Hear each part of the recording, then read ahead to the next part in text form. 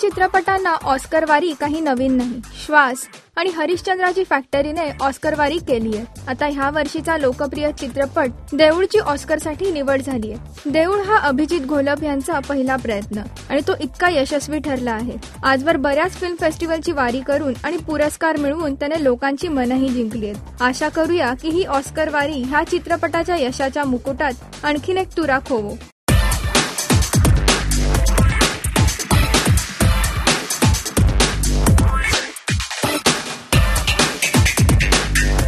राजश्री.com करिता वैभवी प्रधान.